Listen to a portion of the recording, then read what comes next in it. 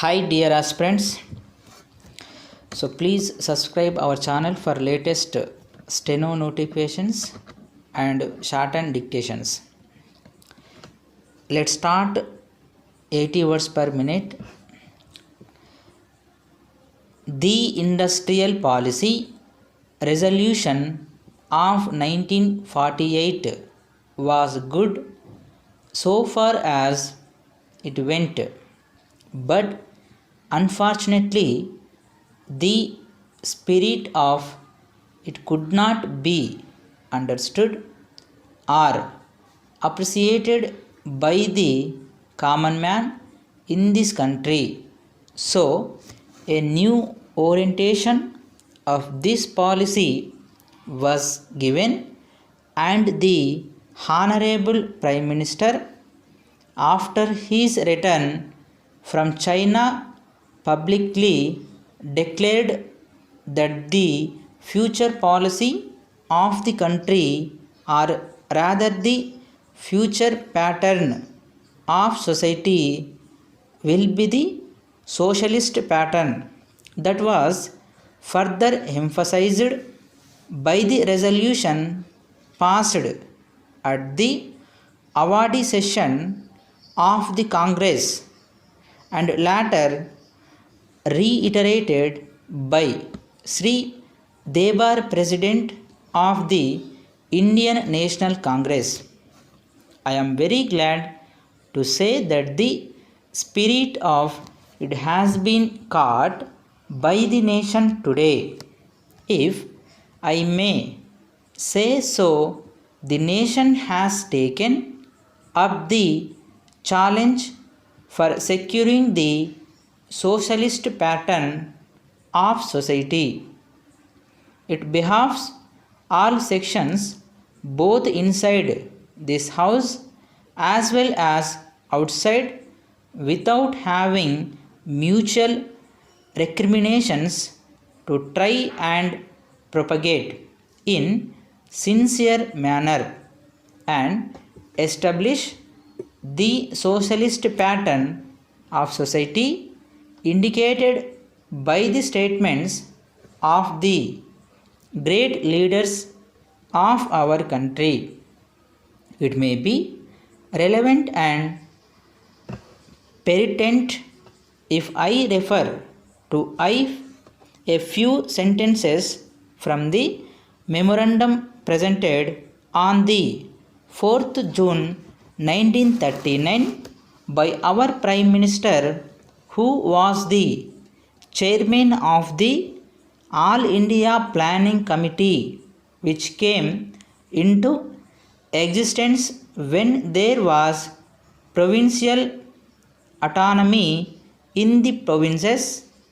On pages 39 and 40 of that report, he stated, "It is clear that the drawing up of a comprehensive national plan becomes clearly an academic exercise with no relation to reality unless the planning authority or those to whom it is responsible are in a position to give effect to the plan.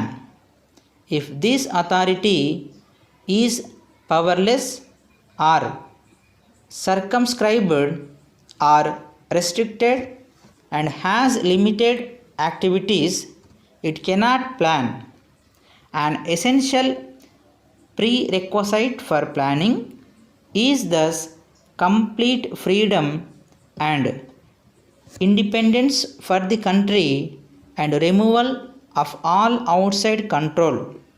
This implies that the country possesses in itself full sovereign authority to take any measures, adopt any policies, and form any relations with other countries as may seem best to its governing authority in the interest of the country and its people. National independence is thus an indispensable preliminary for taking all the steps that might be found necessary for carrying out the 5-year plan in all its various aspects throughout the whole country.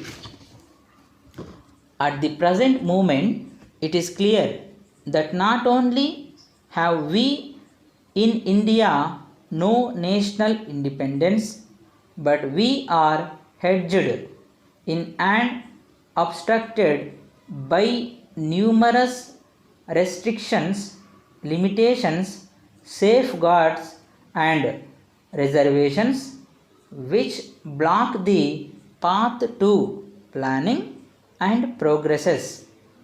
Our plan for national development must therefore be drawn up for a free and independent India, thanks to the sacrifices made by millions of our countrymen and countrywomen under the leadership of the father of the nation, Mahatma Gandhi. We have today secured complete sovereign political independence at a time when the nations of the world were engaged in the bitterest struggle using all the weapons of destruction. If therefore we have secured political independence during the period of a quarter of a century, it should not be difficult, especially when we are today masters in our own country, to secure a socialist pattern of society, as has already been indicated. But it requires the assistance, the propaganda, the active work of all those who are interested in this. I am sure, so long as my honorable friends, the minister, the deputy minister, and the other minister who represent the commerce and industry ministry can give us an assurance that the capitalist pattern would be avoided. Some of us who believe in a cent% socialist democracy give an undertaking that certainly totalitarian policy will not be introduced in this country, because we have believed all along during the fight that we have given the British government when we secured political independence that we shall try to maintain democracy undiluted and a socialist democracy. At that, I am absolutely certain that in this country of ours, liberty of thought, liberty of speech, and liberty of action will be guaranteed to every citizen to express his views in the manner he please. I therefore assure my honorable friend that so long as we do not, in the garb of a socialistic pattern, support a capitalist system, India will stand 100% for a socialist democracy.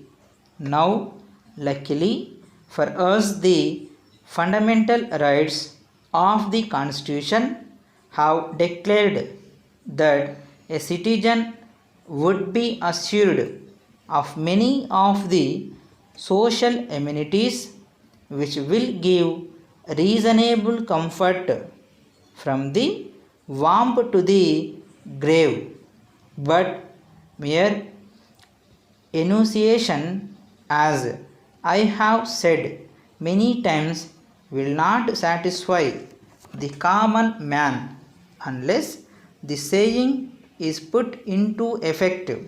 I am absolutely certain, therefore, that so long as there is a determination on the part of our countrymen, we will be in a position to secure a socialist pattern of society.